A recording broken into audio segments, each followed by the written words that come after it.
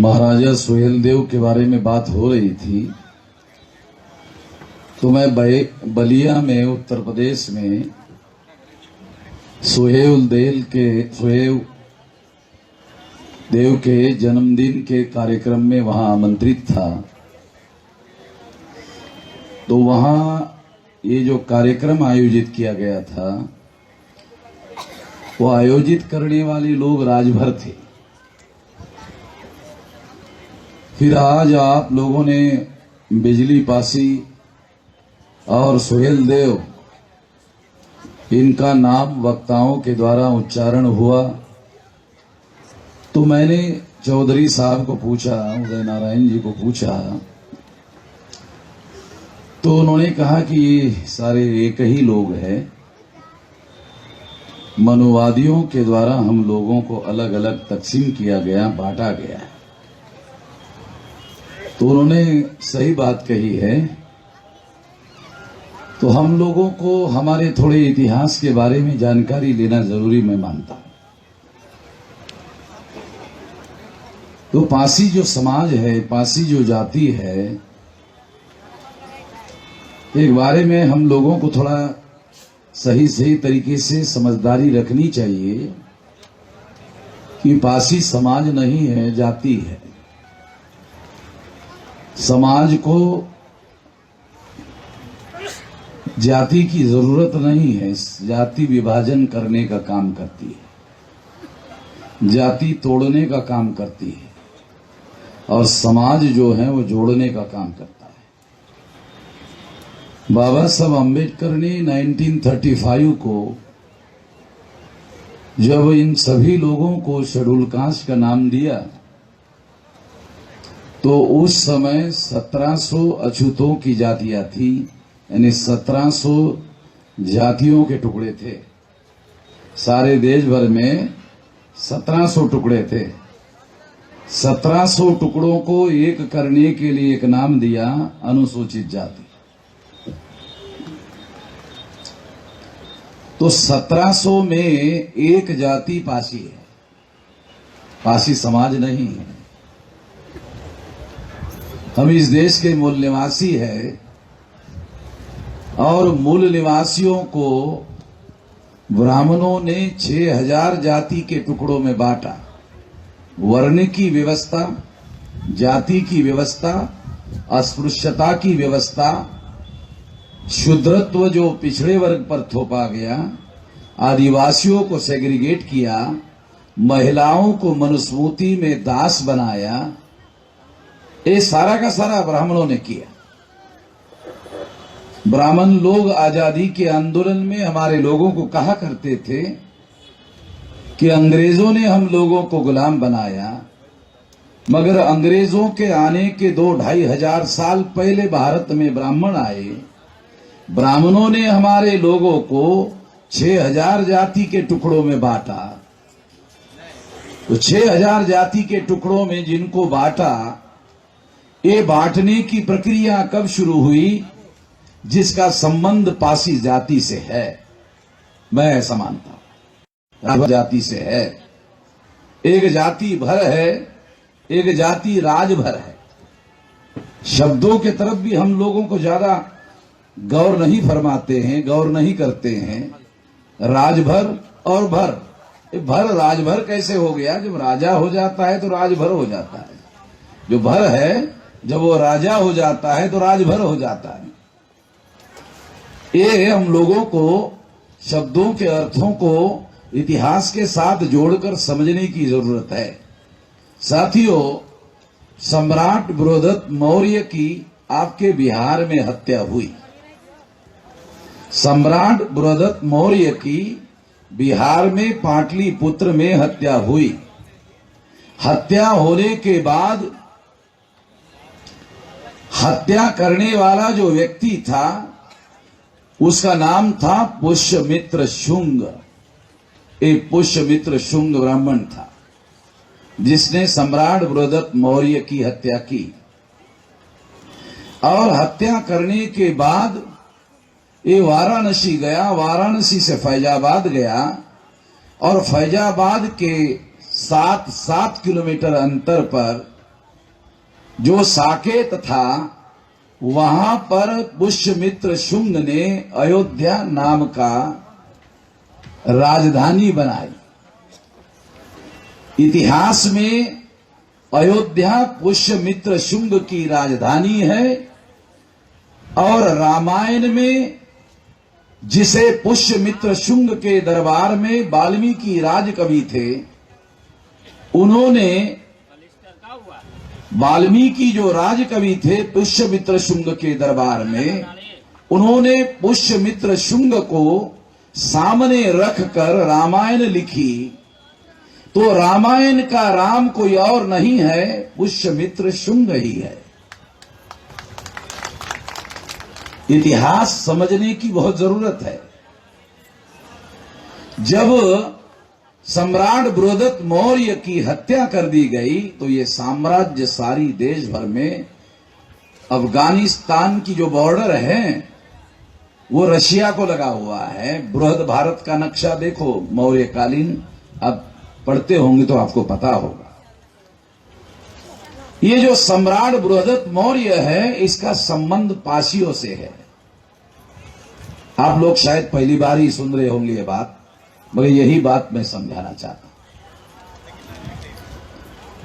नवल योगी जो deputy director थे भारतीय पुरातत्व विभाग के, आर्कियोलॉजिकल सर्वे ऑफ इंडिया, तो उन्होंने किताब लिखी the Nagas the ancient rulers of India. The Nagas the ancient rulers of India. तो इस देश में जो नाग लोग थे, उन्होंने ये साम्राज्य स्थापित किया। ये जो मौर्य साम्राज्य है, ये नाग साम्राज्य है, ये नागों का साम्राज्य है, और पासी नाग लोग हैं। आप जो पढ़े लिखे लोग हैं, उन लोगों को पढ़ने की जरूरत है, इतिहास जानने की जरूरत है। पासियों को क्रिमिनल ट्राइब्स क्यों अंग्रेजों ने घोषित किया, जानते हो क्या कारण था? मार्शल लोग हैं, लड़ाकू लोग हैं, इस वजह से इनको उन्होंने, और ये इतिहास में ब्राह्मणों ने संस्कृत साहित्य में लिखा नाग लोगों के बारे में, महाहरि, संस्कृत का शब्द है महाहरि, महान दुश्मन, महान शत्रु, नागों के बारे में। और जब ये नागों का साम्राज्य बिखर गया, बिखरने के बाद में अलग अलग जगह जो शक्तिशाली नाग लोग थे, उन्होंने अपने अपने क्षेत्र में अपना अपना राज्य स्थापित किया। उसी के तहत बिजली पासी, उसी के तहत सुहेल देव राजा बने। इतिहास थोड़ा पढ़ने की जरूरत है, थोड़ा ठीक से पढ़ लीजिएगा। और ये इतिहास अगर कोई ब्राह्मण गलत साबित कर दे, हमसे तो कोई बहस नहीं करता ब्राह्मण, आज तक 20 साल से हम चुनौती दे रहे हैं, हमसे किसी ब्राह्मण ने आज तक बहस नहीं की। हमने कहा कि चुनाव तुम्हारे ही चैनल पर बुला लो, हमारा तो कोई चैनल है नहीं। और 10 ब्राह्मण लखो हमारे विरोध में चैनल पर, हम अकेले ही वामन आते हैं, तुम ब्राह्मण लखो 10, हम अकेले आते हैं। तो मैं ये इसलिए भी आप लोगों को थोड़ा बताना चाह रहा हूं, आप लोगों ने बुद्ध की एक मूर्ति देखी होगी जिसको नाग लोगों ने छत्र धारण किया। मूर्तियों के भी पुरातत्व में अर्थ होते हैं, हमारे इतिहास के कोई विद्यार्थी होंगे तो उनको समझ में आता होगा। चौधरी जी, पुरातत्व के अर्थ होते हैं, जो मूर्तियां होती हैं उसके बारे में हिस्ट्री के जो ज्ञाता लोग हैं वो कहते हैं पुरातत्व जो है इतिहास का फाइनल एविडेंस माना जाता है। पुरातत्व के बारे में फाइनल एविडेंस, इसका कोई प्रतिवाद नहीं होता है। तो बुद्ध की एक मूर्ति है, और उस मूर्ति को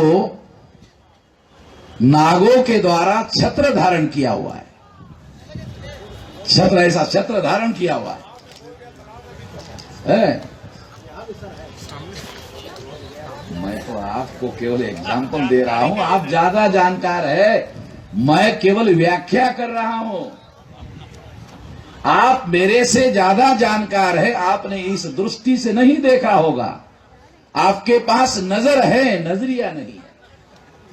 आपके पास नजर है, नजरिया नहीं है। मेरे पास नजर भी है और नजरिया भी है, तो व्याख्या कर रहा हूं, इंटरप्रेट कर रहा हूं, ताकि हमारे पढ़े लिखे लोगों को अपने इतिहास की मूल पहचान हो जाए। इतिहास की पहचान होने से जानते हो क्या हो, कि हम अपने विरासत से जुड़ जाएंगे। विरासत बहुत बड़ी पूंजी होती है। हमारे अछूत लोगों के मन में, शूद्रों के मन में ब्राह्मणों ने हीन भावना भरी है। अगर हीन भावना खत्म करना चाहते हो, अपने विरासत से अपने को जोड़ो, अपनी महान विरासत से अपने को जोड़ो। अगर आप अपनी महान विरासत से अपने को जोड़ोगे तो आपके अंदर की हीन भावना खत्म हो जाएगी। आप लोग कोई सामान्य विरासत के वहां के लोग नहीं है, महान साम्राज्य के निर्माता लोग हैं, सामान्य लोग नहीं है। मगर जानकारी हमारे पास नहीं। मैं ये बात क्यों बता रहा हूं आपको, मैं भी जानता हूं हमारे महाराष्ट्र के इतिहास को। राजवाड़े नाम का ब्राह्मण है, बहुत बड़ा हिस्टोरियन है, वो कहता है सारा महाराष्ट्र जो है वो नाग लोगों ने स्थापित किया। सारा महाराष्ट्र जो है जंगल था, ये नाग लोगों ने स्थापित किया। आप लोगों को भीमा कोरेगांव के इतिहास के बारे में कोई जानकारी है? 500 हमारे पुरखों के 500 लोगों ने 28,000 पेशवा ब्राह्मणों को मारा। कोई दुनिया में इतिहास है ऐसा? हम भी नाग लोग हैं, पासी लोगों को थोड़ा बताना चाहता हूं। हमारे खून में भी नाग लोगों का खून बह रहा है। अभी ठंडा नहीं हुआ है, अभी गर्म है। आपको बताना चाहता हूं, हमारे लोगों के नामों में नाग शब्द लगता था, नाम में ही नाग लगता था। और भीमा कोरेगांव में अंग्रेजों ने जो विजय स्तंभ बनाया है, उसके नाम में लिखे हुए नाम। काल्पनिक बातें नहीं बता रहा हूं, हिस्टोरिकल बातें बता रहा हूं, इतिहास के आधार पर। तो इस देश में एग्जाम्पल के लिए बताया। अभी ये गया में, आप जब गया के मंदिर में जाओगे तो उसमें एक सांप दिखाया जाता है, मुचलिंद। सांप नहीं है भाई, ये ब्राह्मण लोगों ने सारा उल्टा पुल्टा करके रखा हुआ है। ये जो नाग लोग तो सांप लोग नहीं थे, मनुष्य योनि है ना, हमारी मनुष्य योनि है, सांप नहीं है। महाभारत में तक्षक नाम आता है, कभी सुना होगा शायद आपने से। तक्षक ये नागों का राजा था। और जब कौरवों ने सुई के अग्रभाग पर टिकने वाली जमीन देने से पांडवों को इनकार किया, तो पांडव वहां से निकलकर इंद्रप्रस्थ के जमीन की तरफ गए। वो इंद्रप्रस्थ जमीन के मालिक कौन थे? नाग थे। नागों लोगों के साथ में पांडव लोगों की लड़ाई हुई। थोड़ा इतिहास पढ़ना जरूरी है, इतिहास जानना जरूरी है, तो आपको पता चलेगा। जब नाग लोग योद्धा लोग थे, कर्ण के पास गए कि पांडवों के विरोध में हम आपका साथ देना चाहते हैं, तो कर्ण ने कहा कौरव और पांडवों की हमारी आपसी लड़ाई है, तुम बाहरी लोग हो, तुम्हारी मदद नहीं लेंगे। महाभारत में लिखा हुआ है, थोड़ा पढ़ लेना। तुम बाहरी हो, तुम्हारी मदद नहीं चाहिए, ये हमारा आपसी लड़ाई का मामला है, हम देख लेंगे।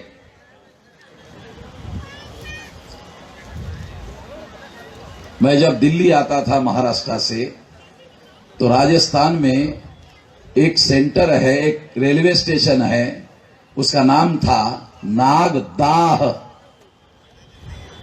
उसका नाम था उदय चौधरी साहब, उसका नाम था नागदाह।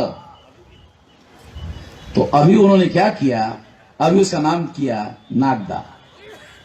दाह शब्द से इतिहास आ जाता है, नागदाह से इतिहास आ जाता है एकदम। और नागदाह करने से वो अर्थ जो है वो गायब हो जाता है। तो मेरे सामने सामने वो शब्द गायब कर दिया। मैं क्योंकि थोड़ा इतिहास का विद्यार्थी नहीं हूं, मगर चूंकि आंदोलन में मैं हूं, तो मुझे ऐसा लगता है कि हमारे लोगों को हमारे इतिहास की पहचान कराया जाना जरूरी है। बाबा साहब आम्बेडकर कहा करते थे, जो कौम अपना इतिहास नहीं जानती वो कौम अपना भविष्य निर्माण नहीं कर सकती। जो कौम अपना इतिहास नहीं जानती वो कौम अपना भविष्य निर्माण नहीं कर सकती। तो हमें अपना इतिहास जानने की और समझने की बहुत ज्यादा जरूरत है। इसलिए ये बात मैं आप लोगों को समझा रहा था कि ये जो नाग लोग थे, इन नाग लोगों को ब्राह्मणों ने 6000 जाति के टुकड़ों में बांटा। 6000 जाति के टुकड़ों में, शेड्यूल कास्ट में, शेड्यूल ट्राइब में, बैकवर्ड क्लास में 6000 जाति के नाग लोगों को बांटा। नाग पंचमी का त्योहार होता है, क्या कोई ब्राह्मण नाग पंचमी का त्योहार मनाता है? हमारे महाराष्ट्र में कोई ब्राह्मण नाग पंचमी का त्योहार नहीं मनाते हैं। सारा का सारा हमारे एससी ओबीसी लोग जो है वो लोग नाग पंचमी का त्योहार मनाते हैं। तो उसकी कोई हिस्टोरिकल वजह थी, उस समय हमें समझ में नहीं आता था। हमारे गांव में, मैं देहात का रहने वाला, हमारे गांव में शेड्यूल कास्ट के बैकवर्ड क्लासेस के जो नौजवान लड़के हैं, वो कान में पीतल की या तांबे का एक नाग बनाते थे और वो वहां कान में डालते थे उसको। हमारे समय में, जवानी के समय हमने देखा। अभी नए जो पढ़े लिखे लोग हैं वो नहीं डालते, मगर जो अनपढ़ लोग होते थे उन लोग वो अपने कान में नाग पीतल का, या क्योंकि सोने का डालने की पैसा नहीं है, तो पीतल जो आसानी से उसको झुकाकर कुंडली मार सकते हैं, उसको यहां लगा सकते हैं, तो पीतल और तांबे का, तो नाग की बाया बनाते थे और यहां कान में रखते थे।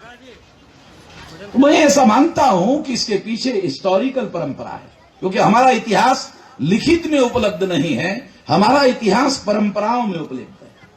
इसलिए एक जगह बाबा साहब आम्बेडकर ने कहा था कि हमें लोक साहित्य ढूंढना चाहिए। लोक साहित्य में पोल्यूशन नहीं है, लोक साहित्य में मिलावट नहीं है, तो लोक साहित्य में हमारा जो इतिहास है वो बचा हुआ है, उसको इकट्ठा किया जाना चाहिए।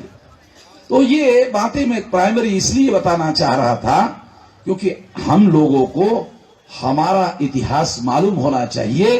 आज ब्राह्मण लोगों ने वर्ण व्यवस्था, जाति व्यवस्था, अस्पृश्यता, आदिवासियों का सेग्रीगेशन, शूद्रत्व जो पिछड़े वर्ग पर थोपा और महिलाओं की दास्ता, ये सारा ब्राह्मणों ने निर्माण किया है। ब्राह्मण कहते हैं अंग्रेजों ने हमें गुलाम बनाया था, और ये सारी व्यवस्था अंग्रेजों ने नहीं बनाई थी, ये तो ब्राह्मणों ने बनाई थी। और जिन ब्राह्मणों ने ये बनाई थी, अंग्रेज जाने के बाद भी बरकरार है। आज हमारे अधिकार छीने जा रहे हैं तो वर्ण व्यवस्था के आधार पर, जाति व्यवस्था के आधार पर, अस्पृश्यता के आधार पर, इसके आधार पर छीने जा रहे हैं। अंग्रेज चले गए मगर ये व्यवस्था बरकरार है। संविधान लागू होने के बावजूद भी ये व्यवस्था बरकरार है। तो उसकी वजह यह है कि इन लोगों ने हमारे लोगों को 6000 जाति के टुकड़ों में बांटा। आजादी के आंदोलन में ब्राह्मण हमारे लोगों को कहा करते थे कि अंग्रेजों का एक नियम था, बांटो और राज करो। बांटो और राज करो, बात सही थी कि अंग्रेजों ने हिंदू और मुसलमान में लोगों को बांटा था, 2 हिस्सों में बांटा था, मगर ब्राह्मणों ने हम लोगों को 6000 हिस्सों में बांटा। अंग्रेजों ने हिंदू और मुसलमान में बांटा, ब्राह्मणों ने 6000 टुकड़ों में बांटा। अगर कोई मुझे सवाल पूछे कि अंग्रेज ज्यादा खतरनाक थे या ब्राह्मण ज्यादा खतरनाक है, तो मैं कहूंगा अंग्रेजों से ज्यादा खतरनाक ब्राह्मण है। और अगर आप गिनती में सुनना चाहते हो तो 6000 को 2 से, हिंदू मुसलमान 2 आंकड़े का भागाकार कर लो तो 6000 को 2 से भागाकार करो तो आंकड़ा आता है 3000। तो ब्राह्मण 3000 गुना ज्यादा अंग्रेजों से खतरनाक है। आप गिनती करके देखो, 3000 गुना ज्यादा खतरनाक है। ब्राह्मणों की संख्या भारत में 3.5% है। अगर ईमानदारी से चुनाव करवा दिया जाए तो ब्राह्मण ग्राम पंचायत का पंच नहीं बना सकते, सरपंच बनाने का सवाल नहीं है। भारत में ब्राह्मण पंच नहीं बना सकते, गांव का सरपंच बनाने का सवाल नहीं अगर ईमानदारी से चुनाव हो। जो लोग सरपंच नहीं बना सकते वो लोग देश की पंचायत का प्रधानमंत्री नॉमिनेट कर रहे हैं। ये नरेंद्र मोदी कौन है? ये Narendra Modi is not a real prime minister of India, he is a nominated prime minister of India and nominated by Brahmins. ये ब्राह्मणों के द्वारा नॉमिनेटेड है। नॉमिनेटेड शब्द हमारे लोगों को समझ में नहीं आता, अंग्रेजी शब्द है। मैं देहाती आदमी हूं तो थोड़ा देहाती बताता हूं तो आपको समझ में आएगा, क्योंकि अंग्रेजी समझ में नहीं आता। और देहाती बताने के पहले महिलाओं से माफी मांगना चाहता हूं, क्योंकि समझाने के लिए हम लोगों को थोड़ा ज्यादा बताना पड़ता है। गांव में जब शादी होती है तो परिचय में अगर किसी ने पूछा कि ये कौन है, ये शादीशुदा बीवी है और ये ऐसी रखी हुई है, ये शादीशुदा है, ये ऐसी रखी हुई है। ए नरेंद्र मोदी ऐसा ही ब्राह्मणों का रखा हुआ प्रधानमंत्री। अंग्रेजी में नॉमिनेटेड कहा, आपको समझ में नहीं आया था, अब देसी भाषा में कहा समझ में आया ना। तो ये समस्या है, पढ़े लिखे को भी समझ में नहीं आता है। राउंड टेबल कॉन्फ्रेंस में जब बाबा साहब अम्बेडकर गए थे तो बाबा साहब अम्बेडकर ने ये पहली बार नॉमिनेटेड शब्द इस्तेमाल किया कि हमें नॉमिनेटेड रिप्रेजेंटेशन नहीं चाहिए, हमें रियल रिप्रेजेंटेशन चाहिए। तो 17 अगस्त 1932 को कम्युनल अवार्ड डिक्लेयर हुआ और डिक्लेयर होने के बाद हम लोगों को, शेड्यूल कास्ट के लोगों को, शेड्यूल ट्राइब के लोगों को सेपरेट इलेक्टेड मिला। और ये सेपरेट इलेक्टेड मिलने के बाद गांधी जी ने इसके विरोध में आमरण अनशन किया और आमरण अनशन करने के बाद पूना पैक्ट हमारे लोगों पर थोपा गया और पूना पैक्ट थोपने के बाद हम लोगों का जो आज के तारीख में रिप्रेजेंटेशन है, ये रिप्रेजेंटेशन नॉमिनेटेड रिप्रेजेंटेशन है। शेड्यूल कास्ट के और शेड्यूल ट्राइब के आप जानते हो कितने एमपी है? 131 मेंबर पार्लियामेंट है। 1952 से लेकर अब तक कोई भी सेंट्रल गवर्नमेंट हमारे लोगों के सपोर्ट के बगैर कभी कोई सेंट्रल में गवर्नमेंट नहीं बन सकती। थोड़ा गिनती करके देख लेना, 131 मेंबर पार्लियामेंट शेड्यूल कास्ट और शेड्यूल ट्राइब के। कोई भी सेंट्रल गवर्नमेंट हमारे लोगों के सपोर्ट के बगैर नहीं बन सकती। नरेंद्र मोदी को, बीजेपी को 283 सीटें मिली 2014 में, उसमें 76 सीटें शेड्यूल कास्ट और शेड्यूल ट्राइब की है। हमारे सपोर्ट की वजह से नरेंद्र मोदी देश का प्रधानमंत्री बना हुआ है। और चूंकि ये रियल रिप्रेजेंटेटिव नहीं है, नॉमिनेटेड रिप्रेजेंटेटिव है, एससी एसटी के लोग, पुना पैक्ट की वजह से हमारे सामने हमारे रिजर्वेशन के अधिकार समाप्त किए जा रहे हैं। पार्लियामेंट में एक भी सांसद नहीं बोल रहा है, एससी एसटी का एक भी सांसद नहीं बोल रहा है। 1250 से ज्यादा एमएलए चुनकर जाते हैं, एक भी एमएलए नहीं बोल रहा है। पॉलिटिकल पार्टियां इनको टिकट देने के पहले इनको खसी करते हैं, बाद में टिकट देते हैं। आप लोगों को ये खसी शब्द मालूम नहीं होगा, देहाती शब्द है। पहले खसी करते हैं, बाद में टिकट देते हैं कि अभी ये काम का नहीं रहा है, इसको टिकट दे दो, इससे कोई खतरा नहीं है। ये अपने समाज के बारे में कोई बात नहीं करेगा, कर ही नहीं रहा। आर्टिकल 330, आर्टिकल 332 कहां है वकील साहब? है ना 330, 332। मैं तो वकील नहीं हूं, मगर मैं जानता हूं लड़ाई लड़ रहा हूं सुप्रीम कोर्ट में हमारे लोगों की। आर्टिकल 330, 332 लोकसभा में जो पॉलिटिकल रिजर्वेशन है, जो विधानसभा में पॉलिटिकल रिजर्वेशन है, और 334 कितने साल तक रिजर्वेशन है उसका आंकड़ा वहां पर 334 में लिखा हुआ है, थोड़ा पढ़ लेना। क्योंकि हमारे लोग जिस संविधान पर गर्व और गौरव करते हैं, मैंने पढ़े लिखे लोगों को पूछा, संविधान पढ़ा?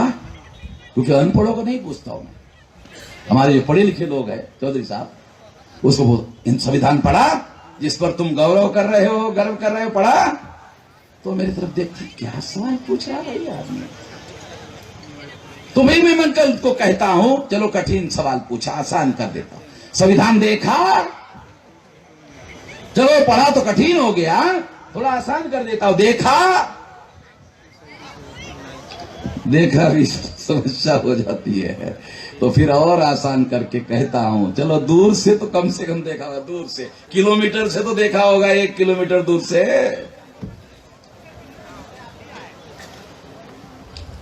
तो संविधान में हम लोगों के लिए जो भी प्रावधान है, जो भी प्रोविजन है, उसके तहत हमारे लोग चुनकर जा रहे हैं 131 मेंबर पार्लियामेंट, चाहे कांग्रेस की सरकार हो, चाहे बीजेपी की सरकार हो, हमारे सपोर्ट के बगैर सेंट्रल में किसी की कोई सरकार नहीं बन सकती।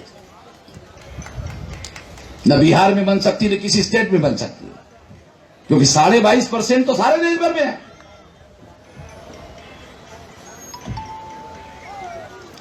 इसलिए साथियों, और ये 330, 332 में जो प्रावधान है, प्रोविजन है, पार्टी लेवल पर बैकवर्ड क्लासेस के लोगों के लिए है कि इन लोगों को रियल रिप्रेजेंटेशन नहीं मिलना चाहिए। इन लोगों को रियल रिप्रेजेंटेशन नहीं मिलना चाहिए, क्योंकि रियल रिप्रेजेंटेशन अगर मिल गया तो विधानसभा में बोलेगा, लोकसभा में बोलेगा। इसलिए उदय नारायण चौधरी को संसद में भेजिए, तो फिर देखिए कैसे बोलेंगे। किसी को भी आप खसी किए हुए आदमी को भेजेंगे तो बोलेगा कैसे भाई? टिकट बाद में मिलता है उसको, खसी पहले करते हैं। तो इसलिए बैकवर्ड क्लासेस के जो लोग हैं, 52% जो लोग हैं, उनके लिए कोई 330, 332 प्रावधान नहीं है। पार्टी लेवल पर बैकवर्ड क्लासेस के लोगों को यह प्रावधान लागू कर दिया गया है। इसलिए 2011 की बात आपको बताता हूं। 2011 में जब ओबीसी की जाति आधारित गिनती का मामला आया था, 8.5 मुख्यमंत्री थे ओबीसी के। आप बोलेंगे या तो 8 बोलो या तो 9 बोलो भाई, 8.5 क्यों बोल रहे हो? अब सुशील कुमार मोदी उप मुख्यमंत्री है, आधा ही ना है भाई, पूरा नहीं है। तुम आधा ही ना गिनती में सर आप बोलना पड़ेगा। अब आधे को पूरा कैसा गिनूं? आधे को आधा ही ना गिनना पड़ेगा। आधे को पूरा थोड़ी गिना जा सकता है, गिनती तो बराबर करनी पड़ेगी ना। 8.5 मुख्यमंत्री देश में उस समय थे। न किसी मुख्यमंत्री ने अपने मंत्रिमंडल में रेजोल्यूशन पास किया, न प्लानिंग कमीशन को चिट्ठी लिखा, न सेंसस कमीशन को चिट्ठी लिखा, न प्रधानमंत्री को चिट्ठी लिखा, न प्लानिंग कमीशन को चिट्ठी लिखा, न अखबार में कोई बयान दिया कि हमारे 52% लोगों की गिनती होनी चाहिए। अरे जानवरों की गिनती हो रही है, जंगली जानवरों की गिनती हो रही है, हिजड़ों की भी गिनती हो रही है, मगर पिछड़ों की कोई गिनती नहीं हो रही है। भोपाल में हिजड़ों ने मोर्चा निकाला, अखबार में खबर आई कि हमारी गिनती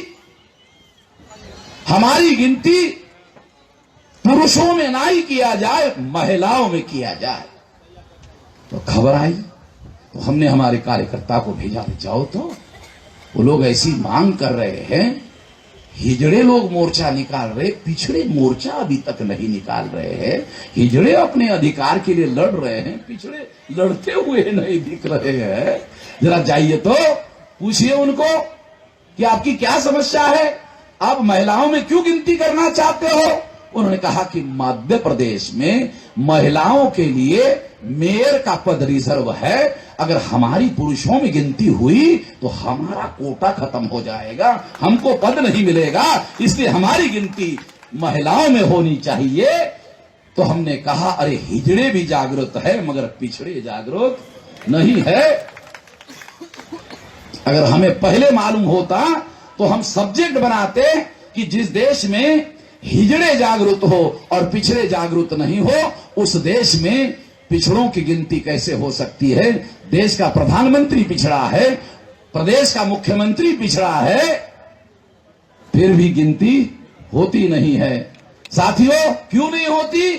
रियल रिप्रेजेंटेशन का मामला है। असली समस्या क्या है? रियल रिप्रेजेंटेशन का मामला है। हमारे लोगों को रियल रिप्रेजेंटेशन नहीं है, हमारे लड़ने वाले लोग नहीं है। जहां लड़ाई लड़नी चाहिए वहां लड़ने वाले लोग नहीं है। हो गया एससी एसटी ओबीसी, अभी रह गया माइनॉरिटी। माइनॉरिटी में सबसे बड़ी माइनॉरिटी मुसलमान है। मुसलमानों का सबसे बड़ा आदमी जो है, देश भर से मैं 40 साल से उसका नाम सुन रहा हूं, वो मुसलमानों का प्रतिनिधि है, उसका नाम है गुलाम नबी आजाद। वो गुलाम भी है, आजाद भी है। हमें तो समझ में नहीं आया अभी तक कि एक साथ दो आदमी कैसे रह सकता है। गुलाम भी है, आजाद भी है। अब उनको मालूम होगा कि इसका कोई मतलब होगा, हमें तो पता नहीं चला अभी तक। मगर हमने गुलाम नबी आजाद को मुसलमानों के फेवर में कभी कोई बयान देते हुए नहीं सुना, आज तक नहीं सुना। अभी गुलाम नबी आजाद का एक बयान हमने सुना, दिल्ली में थे तो उन्होंने बयान दिया, पहले कांग्रेस के लोग मुझे भाषण के लिए बुलाते थे, अब कांग्रेस के लोग भी नहीं बुलाते।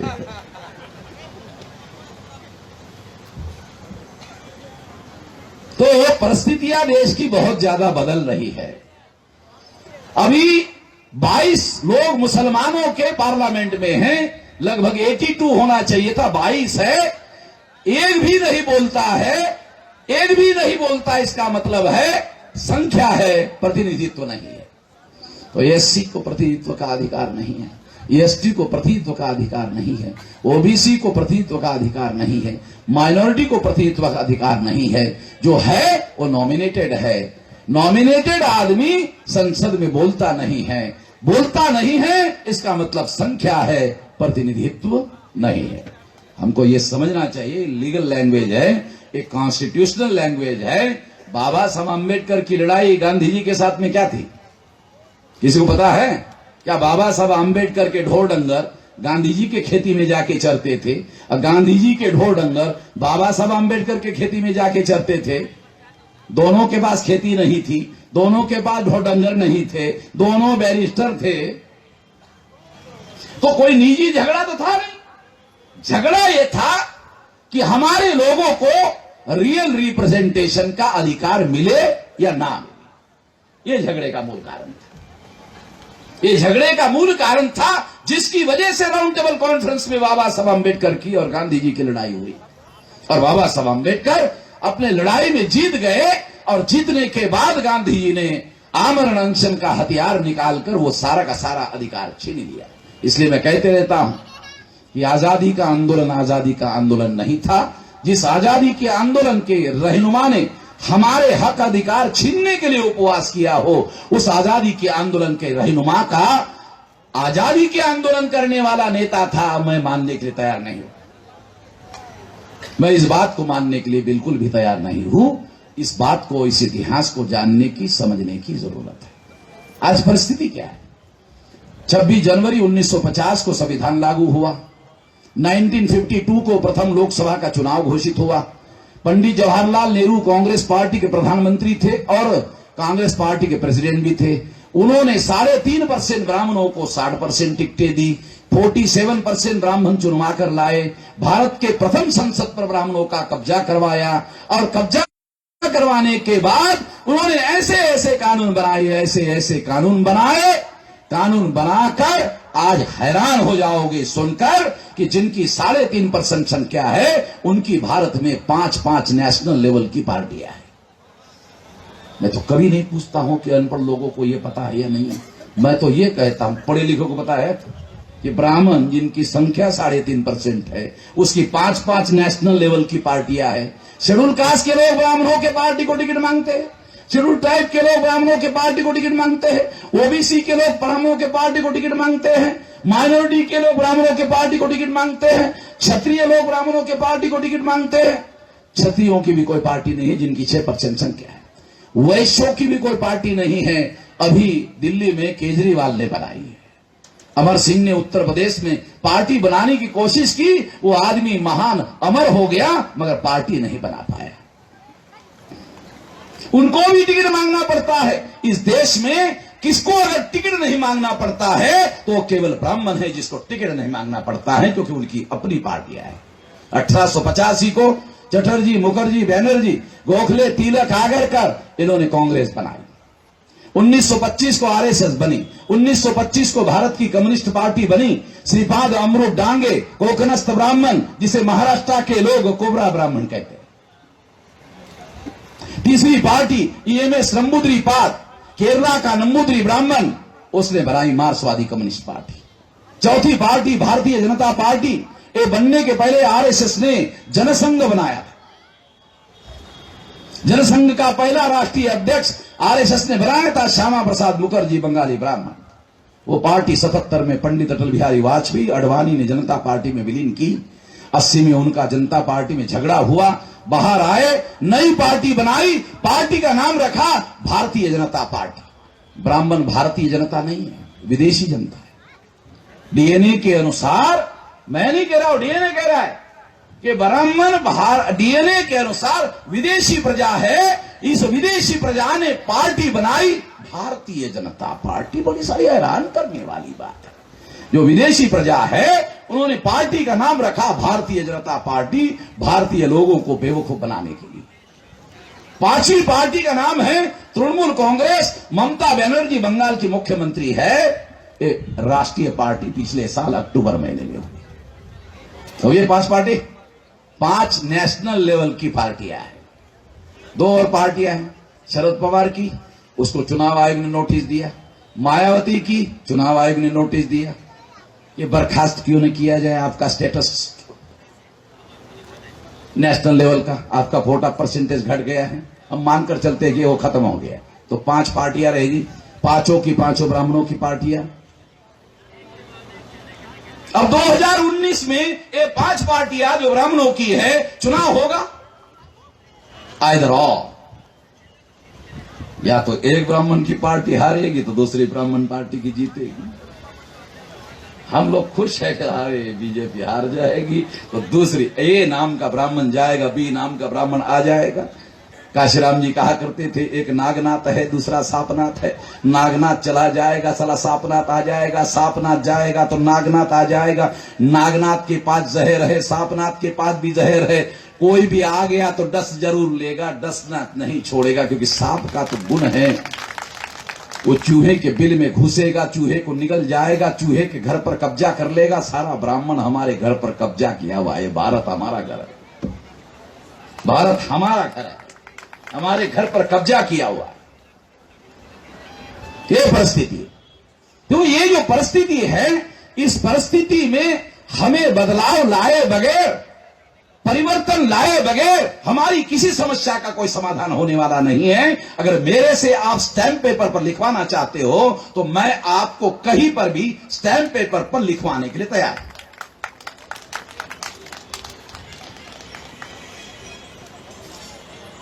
लोकतंत्र 4 पिलर पर खड़ा है सारे दुनिया का। 2009 में 375 सीटों पर ब्राह्मणों के पार्टी का कब्जा था विधायिका पे।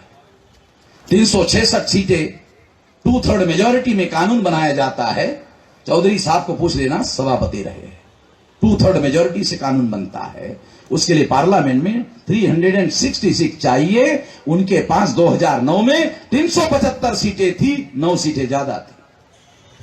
2014 में 411 सीटों पर उन्होंने चुनाव जीता, विधायिका पर कब्जा किया। कार्यपालिका, आईएएस, आईपीएस, आईआरएस। मैं शरद यादव जी के घर में गया, उन्होंने कागज दिया। मैंने कहा क्या है? कहा कि राज्यसभा में मंत्री को पूछा था, कार्मिक मंत्रालय ने लिखित जवाब दिया। मैंने देखा उसमें 79.2% प्रथम श्रेणी के आईएएस, आईपीएस, आईआरएस अधिकारी ब्राह्मण एवं तत्सम। मैं सवर्ण आरक्षण नहीं कहता हूं, मैं कहता हूं ब्राह्मण एवं तत्सम। इसका अर्थ समझाता हूं थोड़ा सा। इसका क्या अर्थ?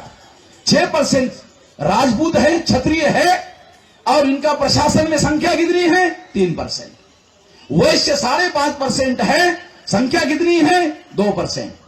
तो जो 11.5% है क्षत्रिय और वैश्य, उनकी प्रशासन में संख्या है 5%। तो 79.2% में अगर 5 माइनस कर लो तो 74.5% 2% केवल मात्र ब्राह्मण है। इसलिए मैंने नाम रखा ब्राह्मण एवं तत्सम आरक्षण, क्योंकि जो तत्सम है वो गौण है। तो कार्यपालिका पर उन्होंने कब्जा किया। न्यायपालिका में 97%। आप में से किसी ने राम अवधेश सिंह का नाम, जो बिहार के मंडल कमीशन की लड़ाई लड़ने वाले नेता हुआ करते थे, और कभी लालू प्रसाद यादव भी उनका प्रचार किया करते थे। राम अवधेश सिंह का पता नहीं आप लोगों ने नाम सुना कि नहीं सुना। सांसद रहते थे, मोरारजी देसाई से संसद में झगड़ा किया था 77 में, जीवित है। साथियों, उन्होंने मुझे कहा कि बिहार में एक ब्राह्मण ने मैजिस्ट्रेट की परीक्षा दी, फेल हो गया, उसको जुडिशरी में बैठे हुए लोगों ने हाईकोर्ट का जज बना दिया। वो बाद में चीफ जस्टिस हो गया। और आगे कहा, जानकार थे, आगे कहा उसने अपनी जिंदगी में एक भी रिपोर्टेड जजमेंट, क्योंकि बहुत सारे यहां के हमारे लोग हैं, इनको ज्यादा समझ में नहीं आता। रिपोर्टेड जजमेंट केवल वकील को समझ में आता है, बाकी दूसरे लोगों को भी समझ में नहीं आता। इतना आसान नहीं है बातें समझना।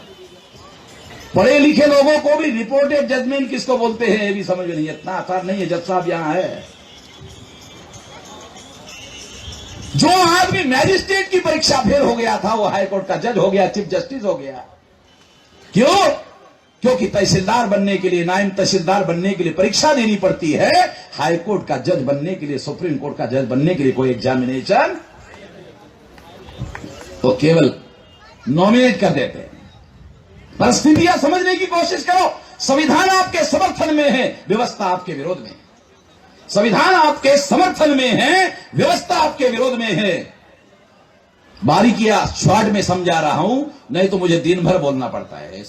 10 बजे शुरू करता हूं तो 8 बजे तक बंद करता हूं, तब समझ में आता थोड़ा सा।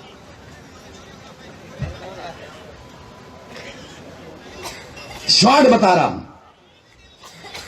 संक्षेप में बता रहा हूं। तो इस तरह से परिस्थितियां हमारे लिए बहुत ज्यादा जटिल है, और अगर परिस्थितियां बहुत ज्यादा जटिल है तो इसे बदलने के लिए हमको जटिल प्रयास करने की जरूरत है। 97% कब्जा सुपीरियर जुडिशरी पर, हाईकोर्ट और सुप्रीम कोर्ट पर कब्जा है। चौथा पिलर है मीडिया। मीडिया 4 प्रकार का है। इलेक्ट्रॉनिक मीडिया, ब्राह्मण बनिया का कब्जा। प्रिंट मीडिया, अखबार और किताबें छापता है, इस पर भी कब्जा। और ट्रेडिशनल मीडिया, मुरारी बापू, आसाराम बापू, डोंगरे महाराज, ओझा महाराज, पाजा महाराज, राजा महाराज, एलियदर महाराज, बचा खुचा महाराज, है कोई तुम्हारा लोगों का? सारा का सारा कब्जा है। कौन पूछेगा भाई तुम लोगों को? तुमको पूछने वाला है कौन? तुम पुलिस चौकी के इंचार्ज के पास जाओ एफआईआर दाखिल करने के लिए। एफआईआर दाखिल करने के लिए गए वाला आदमी के ही पिछवाड़े पर डंडा लगाया जाता है। काल्पनिक बातें नहीं कह रहा हूं, लड़ाई लड़ रहा हूं इसलिए बता रहा हूं। हमारे ही आदमी पर डंडा लगाया जाता है। अगर मुसलमान हो तो फिर तो उसको अंदर डाल देते हैं, दफा बाद में लिखते हैं। पहले अंदर डालते हैं, बाद में कांस्टेबल इंस्पेक्टर को पूछता कौन सा दफा में डाले अंदर। अंदर डालने के बाद कहता है कि सरकारी कामों में हस्तक्षेप कर रहा था। हाँ, डाल साल जमानत हो गया है, देखा जाएगा। जमानत तक तो अंदर ही रहेगा। जमानत लेना भी तो आसान नहीं है। तो इस तरह से सारा का सारा कब्जा जो है इन लोगों का है। और उसके बाद में ये तीसरा जो मीडिया है, ये तीसरा मीडिया है। चौथा मीडिया वोकल मीडिया। जैसे मैं माइक पर बोल रहा हूं, भाषा का उपयोग कर रहा हूं, तो ब्राह्मण आपस में बात करते क्या, अरे इनको हिंदी कहां बोलना, ये तो अवधी बोलते हैं, मगही बोलते हैं, भोजपुरी बोलते हैं, इनको हिंदी कहां आता है भाई? इनको हिंदी कहां आता है? अरे तो मगही, अवधी और भोजपुरी बोलते, कहां हिंदी आता है? और जब बोलते हैं तो ग्रामर इनका कोई ठिकाने नहीं होता। आपसी बात बता रहा हूं, आप लोगों को समझ में आए इसलिए बता रहा हूं कि ये जो वोकल मीडिया, इस पर भी इन्हीं लोगों का कब्जा है। सारे मीडिया पर कब्जा लोकतंत्र के चारों पिलर पर उन्होंने कब्जा किया हुआ है। अगर लोकतंत्र के चारों पिलर पर ब्राह्मणों ने कब्जा किया तो कहां है लोकतंत्र? ये तो ब्राह्मण तंत्र है। कहां है लोकतंत्र? मैं चुनौती देकर कहता हूं, कहां है लोकतंत्र? मैंने जब एक कार्यक्रम में कहा तो कुछ बैकवर्ड क्लासेस के लोग कार्यक्रम समाप्त होने के बाद मेरे कि मिश्राम जी, आपने एक बात गलत कहा है। मैं कौन सी? आपने कहा कि लोकतंत्र नहीं है।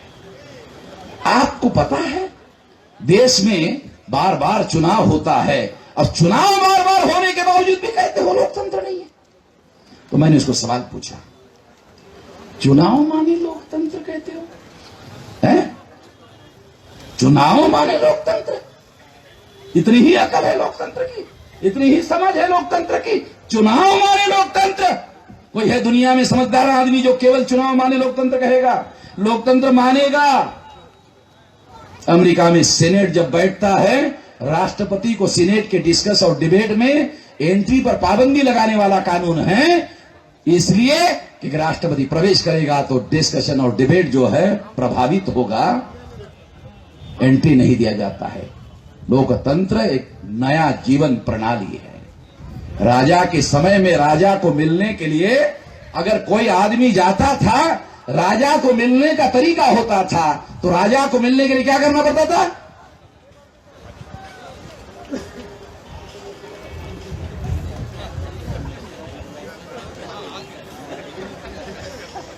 होता था कि नहीं?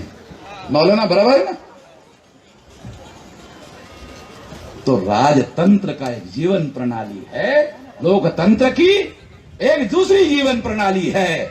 चुनाव माने लोकतंत्र नहीं है, ये राजाशाही के विरोध में लाया हुआ तंत्र है। राजाशाही में राजा का एकाधिकार था, लोकतंत्र में ब्राह्मण का एकाधिकार हो गया है। एकाधिकार अगर ब्राह्मण का हो गया है तो कहां है लोकतंत्र?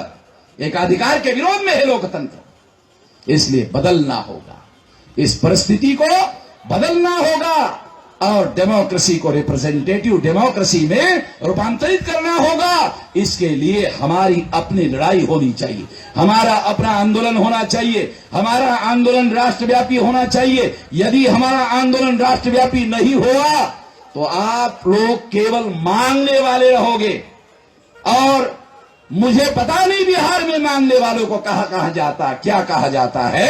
हमारे महाराष्ट्र में मांगने वालों को भिखारी कहा जाता है। पता नहीं आपके बिहार में क्या कहा जाता है। आपके बिहार में क्या कहा जाता है? भिखारी। हमारे महाराष्ट्र में भी भिखारी कहा जाता है। तो हम मांगने वाले बने रहेंगे। जिस देश में लोकतंत्र में हम 85% लोग हैं, लोकतंत्र के सिद्धांत के अनुसार हम देने वाले होने चाहिए थे, हम मांगने वाले बना के रखे हुए हैं। बदलना होगा और अपना राष्ट्रव्यापी, स्वाभिमानी, स्वावलंबी, आत्मनिर्भर आंदोलन निर्माण करना होगा। यही विकल्प है, इसके अलावा कोई विकल्प नहीं है। ऐसा करना होगा। ऐसा करने के लिए आप साथ सहयोग दोगे, इस आशा और विश्वास के साथ आपने मेरी बात ध्यान से सुनी, इसके लिए धन्यवाद।